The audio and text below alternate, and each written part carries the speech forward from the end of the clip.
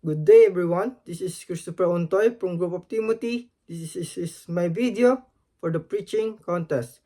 Let us open our Bible in the book of 1 Thessalonians chapter 5 verse 16 to 18. Let's read. Rejoice evermore. Verse 17, pray without ceasing. Verse 18, in everything give thanks, for this is the will of God in Christ Jesus concerning you. Let's pray. Dear Heavenly Father, we thank you sa muli sa pribileheng ito, Lord, na inyong magamit, Lord, upang magbahagi ng salita ninyo, Lord. Tulungan mo ko to deliver this message ng maayos po, Lord. Gayun din sa mga mapakinig, Lord, na may matutunan sila. At Lord, itago niyo ako sa inyong likuran upang kayo lamang mabigyan ng papuri, Lord. At patuloy kong binabalik ang papuri sa inyo. We love you, Lord. In Jesus' mighty name I pray. Amen. Ngayon, tayo, kung babalikan natin, nung una tayong dumating sa mundong ito as a person, may mga magulang tayo na nag-alaga o gumabay sa atin. Kung kaya't naririto tayo sa ating mga kinalalagyan o kinaroroonan natin. Sila yung nagtatama, nagtuturo ng tama't mali. Sila yung nagbibigay sa atin ng utos na ginagawa natin nung tayo nagsisimula pa lamang. Sila yung nagmulat sa atin patungkol sa Diyos Ama at kay Jesucristo na siyang tumubos sa ating mga kasalanan upang tayo'y maligtas sa dagat-dagatang apoy o sa madaling salita sa impyerno. Gayunpaman, napasalamatan na ba natin ang ating mga magulang sa mga sakripisyo na kanilang ginawa para sa atin? Palagi natin huwag kakalimutan silang pasalamatan at irespeto. At ngayon, sa pagdating natin sa ating panahon ngayon, na kaya na natin tumayo sa ating sarili o sa buhay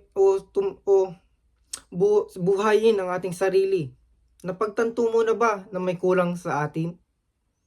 Ito yung tunay na relasyon sa unang tumulong o tumubos sa ating mga kasalanan.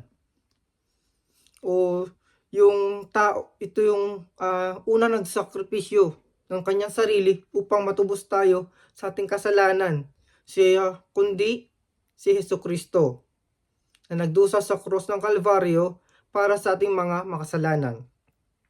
Ito yung oras na kailangan nating magbigay oras patungkol sa Kanya.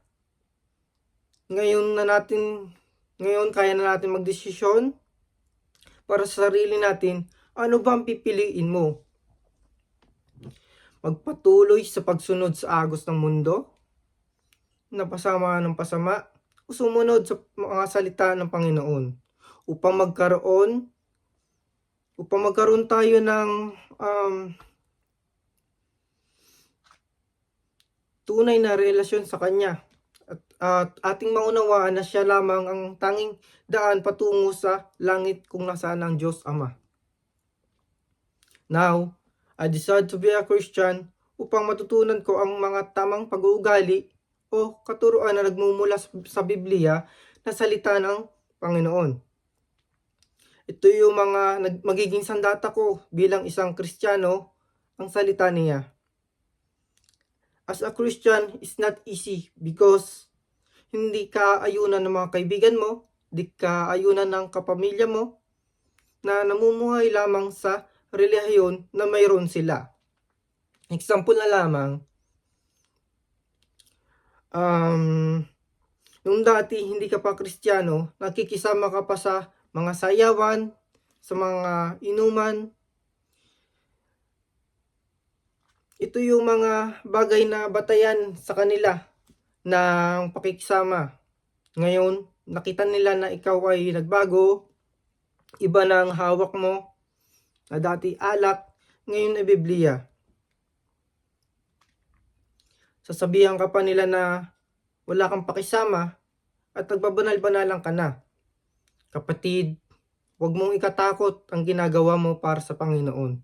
Ito'y manindigan kasi yung piniling tama na gagawin. At ito ang sumunod sa salita ng Panginoon.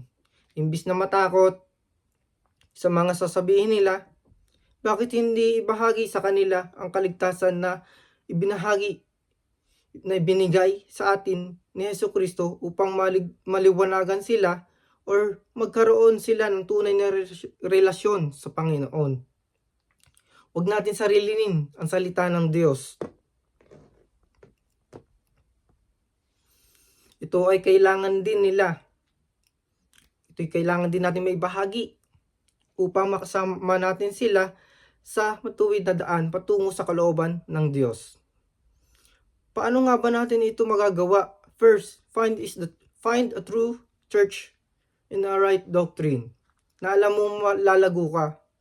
Next is check yourself, because madali lang ang mag-profess pero in the end manghihina ka agad at titigil ka sa pananampalataya dahil nadala ka lamang ng inyong damdamin. Give time for your own devotion to grow healthy of your soul. Remember, always ask guidance to Holy Spirit to understand the Word of God. This is the will of God for us. That's why I entitled this message, The Will of God.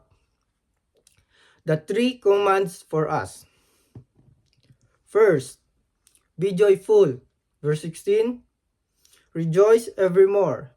If we understand to the word of rejoice in Greek word, chiaro, it means is to be glad. And the word of evermore means all the times or always. This command, rejoice always, is powerful. Why? It means you need to be rejoice all the time. Kahit pa nasa masaganang kalagayan ka or nasa pinakamasaklap kang kalagayan na tulad na lang ng walang-wala ka na. Magpatuloy ka, kapatid, because God is control to all things. Or what happened to our lives? Joy is not only our feelings. Joy is the way you living always like what we doing every time na tayo nagbabasa ng Biblia, gumagawa ng kanyang kalooban. It's not easy to do always because we have to go work, school, or do something na nailalayo tayo sa kanyang kalooban. Ang sabi sa Philippians chapter 4 verse 4, rejoice in the Lord always. I will say it again, rejoice. Kapatid, if you are in the dark place, don't worry, may plano ang Diyos. Perfecto ang plano ng Diyos sa iyo. Huwag ka mawalan ng pag-asa. Nasa Panginoon pa rin ang kontrol na lahat. Kontrol pa rin ang lahat. Be rejoice always from your heart and to your doing things na ikapupuri ng Panginoon. Verse 2, point 2, be prayerful. Verse 17, pray without ceasing. In this verse 17, as a Christian, God is always with us. Because our body is the temple of the Holy Ghost, pray without ceasing. It means we can talk to God all the time. If you have a lot of problem, always pray and never give up. Pray for God's plan, not for only you need every day. Talk to Him with a humble heart to hear what you say. Prayer is so powerful kasi hindi lahat nabibigyan ng pagkakataon na mapag-pray or magpasalamat sa Panginoon dahil maraming mga tao ay ginagawa nilang Diyos ang pera. Gayun din, sila mismo tinitingnan nila ang sarili nila bilang Diyos dahil kaya nilang makuha kung anuman mga bagay sa mundong ito. Philippians chapter 4 verse 16, do not be anxious about anything, but in every situations,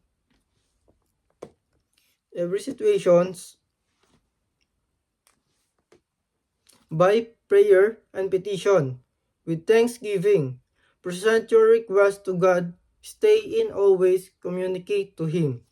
Third point, verse 18, in everything give thanks, for this is the will of God in Christ Jesus concerning you.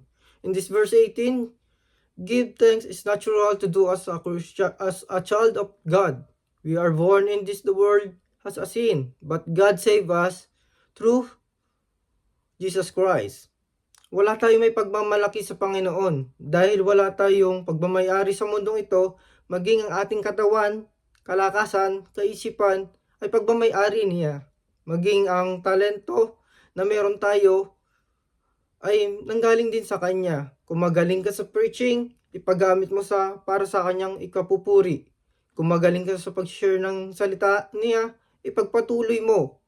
Kung magaling ka kumanta ka para sa Panginoon, ipagamit mo sa Kanya lamang. Psalm chapter 28 verse 7, The Lord is my strength and my shield. My heart trusts in Him, and He helped me. My heart leaps for joy, and with my song I praise Him. If you try to do a list na lahat ng mga regalo sa iyo ng Panginoon, baka hindi matapos ito na hindi ka maiyak dahil napakabuti ng Panginoon sa atin.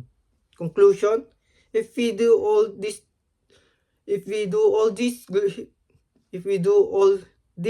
for His glory, we will have a easier time being joyful and thankful. Colossians chapter 4 verse 2, devote yourself to prayer, being watchful and thankful. To God be the glory.